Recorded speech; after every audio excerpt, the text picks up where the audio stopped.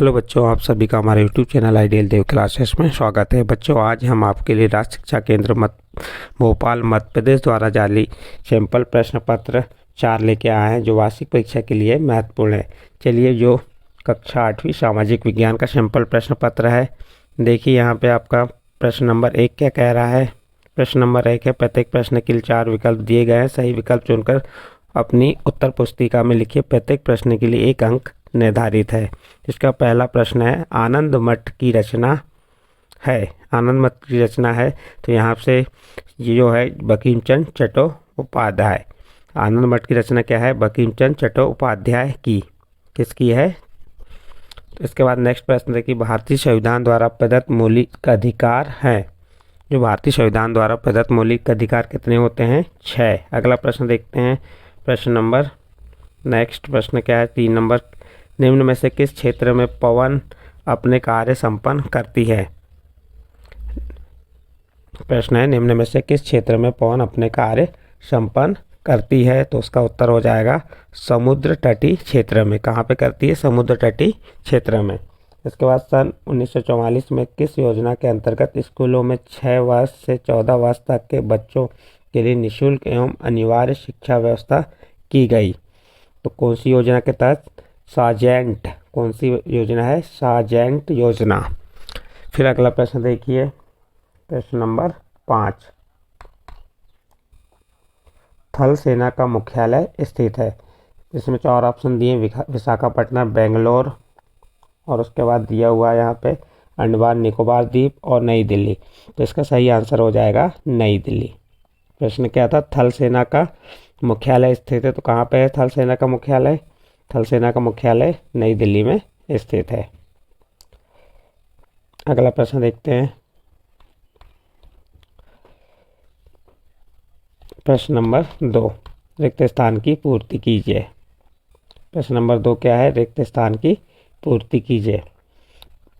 दक्षिण अमेरिका क्षेत्रफल की दृष्टि से संसार का खालिस्तान बड़ा महाद्वीप है। तो इसका सही आंसर आ जाएगा चौथा। कौन सा महाद्वीप है? चौथा। अगला प्रश्न देखिए, स्वतंत्र भारत के प्रथम प्रधानमंत्री खालिस्तान थे। तो हमारे जो स्वतंत्र भारत के प्रथम प्रधानमंत्री कौन थे? पंडित जवाहरलाल नेहरू। इसके बाद अगला, 3 ओर से भूभाग द्वारा घिरा समुद्री भाग खालिस्तान कहलाता है। तो उसका आंसर हो जाएगा खाड़ी। अगला प्रश्न देखिए, मानचित्र का शीर्ष खालिस्तान दिशा को दर्शाता है। तो उत्तर हो जाएगा उत्तर दिशा। अगला प्रश्न देखिए, प्रश्न नंबर 3, नीचे दिए गए प्रश्न के उत्तर संक्षेप में लिखिए।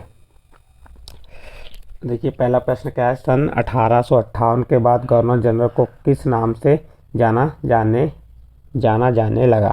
तो इसका उत्तर हो जाएगा वायसराय। किसके नाम से? वायसराय। अगला प्रश्न देखिए, अंतः पर्वतीय पठार किसे कहते हैं?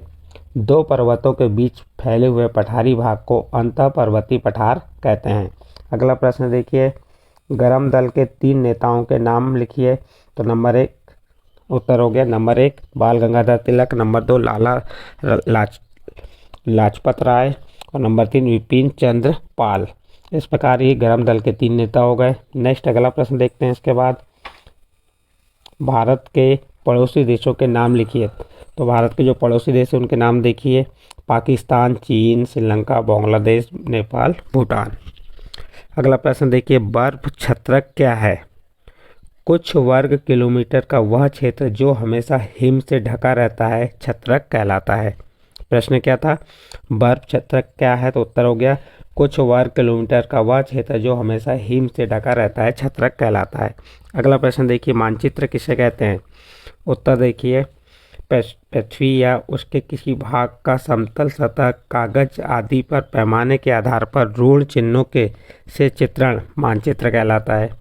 क्या हो जाएगा इसका उत्तर? फिर से एक बार रिपीट करके बता रहे हैं, पृथ्वी या उसके किसी भाग का समतल सतह, कागज आदि पर पैमाने के आधार पर ऋण चिन्हों से चित्रण मानचित्र कहलाता है। फिर इसके बाद अगला प्रश्न देखिए, प्रश्न नंबर 4, नीचे दिए गए प्रश्नों के उत्तर लगभग 60 से 70 शब्दों में लिखिए। प्रत्येक प्रश्न के लिए 5 अंक निर्धारित हैं। तो देखिए, बंगाल विभाजन के कारण लिखिए। बंगाल विभाजन के निम्न कारण थे। नंबर 1, सन 1899 ईस्वी में बंगाल सहित भारत के अन्य भागों में क्रांतिकारी तथा राष्ट्रवादी गतिविधियां तेज हो गई थी। नंबर 2, बंगाल प्रांत के पूर्वी भाग में मुस्लिमों की संख्या अधिक थी और पश्चिम भाग में हिंदुओं की संख्या अधिक थी। नंबर 3, फूट डालो और राज करो की नीति को अपनाकर लॉर्ड कर्जन ने हिंदू मुस्लिम एकता को तोड़कर राष्ट्रवादी आंदोलन को कमजोर करना चाहता था। ये क्या हो गया अपने बंगाल विभाजन के कारण। अगला प्रश्न देखते हैं। प्रश्न नंबर 2, संयुक्त राष्ट्र के 4 उद्देश्य बताइए। तो उत्तर देखिए, संयुक्त राष्ट्र के प्रमुख 4 उद्देश्य निम्नलिखित हैं। नंबर 1, अंतर्राष्ट्रीय शांति और सुरक्षा बनाए रखना एवं इस उद्देश्य की प्राप्ति के लिए सामूहिक कार्रवाई द्वारा शांति के अवरोधों को हटाना। नंबर 2, विभिन्न राष्ट्रों में समान मानव अधिकारों तथा आत्मनिर्णय के सिद्धांतों पर आधारित मैत्रीपूर्ण समन्वय स्थापित करना।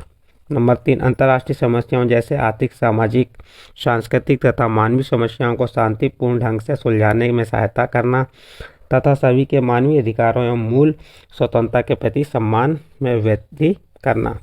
फिर नंबर 4, उपयुक्त उद्देश्यों की पूर्ति के लिए विभिन्न राष्ट्रों के कार्यों में सामंजस्य करने के लिए इस संस्था को एक केंद्र के रूप में प्रयोग करना। इसके बाद नंबर 3 देखिए, अगला प्रश्न है, अंटार्कटिका में लोग स्थायी रूप से क्यों नहीं रहते। उत्तर देखिए इसका, इस महाद्वीप पर चारों तरफ बर्फ ही बर्फ है। यहाँ तेज तूफानी हवाएं चलती हैं। इस कठोर जलवायु में जीवन बहुत ही कठिन है, अतः यहाँ लोग स्थायी रूप से नहीं रहते। प्रश्न क्या था, अंटार्कटिका में लोग स्थानीय रूप से क्यों नहीं रहते। तो इसका उत्तर हो गया, इस महाद्वीप में चारों तरफ क्या है, बर्फ ही बर्फ है। यहाँ तेज तूफानी हवाएं चलती हैं। इस कठोर जलवायु में जीवन बहुत ही कठिन है, अतः लोग यहाँ स्थायी रूप से नहीं रहते। अगला प्रश्न देखते हैं। प्रश्न नंबर 4, सत्य शोधक समाज की स्थापना किसने की। उनके 3 प्रमुख कार्यों का उल्लेख कीजिए। बंगाल एवं बम्बई में चलाए जा रहे सुधार आंदोलनों से प्रभावित होकर ज्योतिबा फुले ने महाराष्ट्र में सत्य शोधक समाज की स्थापना की। इनके 3 प्रमुख कार्य क्या हैं। पहला है छुआछूत का विरोध करते हुए जन आंदोलन चलाया, जिसमें समाज को व दलितों की समस्याओं को अवगत कराने में सफल भी रहे। दूसरा, विधवा पुनर्विवाह का समर्थन करते हुए उन्होंने इस कार्य में व्यक्तिगत रूप से सहयोग किया। तीसरा, उनके प्रयासों से ही कालांतर में जगन्नाथ सेठ और भाऊदाजी जैसे समाज सुधारकों का भी उन्हें सक्रिय सहयोग मिला। अगला प्रश्न है, थल सेना के अधिकारी वर्ग के पदक्रम की सूची का चार्ट बनाइए। देखिए इसका चार्ट हम प्रत्येक सेट में ये वाला प्रश्न आ रहा है। तो सबसे पहले सबसे नीचे कौन रहेंगे, लेफ्टिनेंट के बाद कैप्टन के बाद मेजर के बाद लेफ्टिनेंट कर्नल के बाद कर्नल के बाद ब्रिगेडियर के बाद मेजर जनरल के बाद लेफ्टिनेंट जनरल और सबसे ऊपर कौन रहेंगे, जनरल। इस प्रकार थल सेना अधिकारी वर्ग क्रम के पद क्रम हो गए या रैंक हो गई। इसके बाद नेक्स्ट प्रश्न देखते हैं, किसान क्रेडिट कार्ड योजना क्या है, लिखिए। देखिए इसका उत्तर, किसान क्रेडिट कार्ड योजना किसानों को आर्थिक स्थिति सुधारने के लिए सन 1998-99 में किसान क्रेडिट कार्ड योजना विभिन्न बैंकों के माध्यम से प्रारंभ की गई। इसके अंतर्गत किसानों को कृषि भूमि के आधार पर उचित मात्रा में अल्पकालीन ऋण न्यूनतम ब्याज दर पर उपलब्ध कराया जाता है। इसके साथ साथ फसलों का बीमा कराकर किसान के जोखिम को कम कर दिया जाता है। किसान को भी बीमा लाभ की सुविधा प्रदान की जाती है। अगला प्रश्न देखिए, समुच्चय रेखा किसे कहते हैं। उसका उत्तर है, मानचित्र पर खींची गई वे रेखाएं जो समुद्र तल के समान ऊंचाई वाले सभी स्थानों को मिलाती है, समुच्चय रेखा कहलाती है।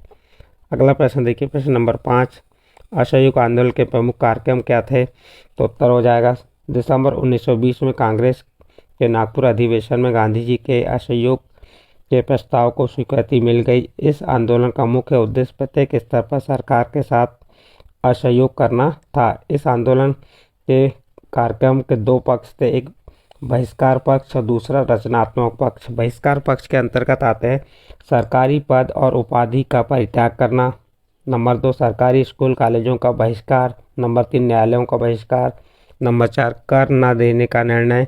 नंबर 5 विदेशी वस्तुओं एवं वस्त्रों का बहिष्कार। और ब नंबर रचनात्मक पक्ष में क्या बताया, राष्ट्रीय स्कूल कॉलेजों की स्थापना, पंचायतों द्वारा विवादों का निर्णय, सत्य एवं अहिंसा पर बल, कताई बुनाई को बढ़ावा देने के लिए चरखे का प्रोत्साहन, आंदोलन को सफल बनाने के लिए 1 करोड़ स्वयंसेवकों की भर्ती। इस प्रकार जो असहयोग आंदोलन के प्रमुख कार्यक्रम क्या थे वो बता दिए आपको, और असहयोग आंदोलन क्या था। अगला प्रश्न है, होम रूल आंदोलन की स्थापना कब हुई? तो जो होम रूल आंदोलन की स्थापना श्रीमती एनी बेसेंट 1893 ईस्वी में भारत आई और थियोसोफिकल सोसाइटी से संबद्ध रही। तिलक 1914 ईस्वी में वर्मा के निर्वासित जीवन से मुक्त हुए और पुनः कांग्रेस में शामिल हुए।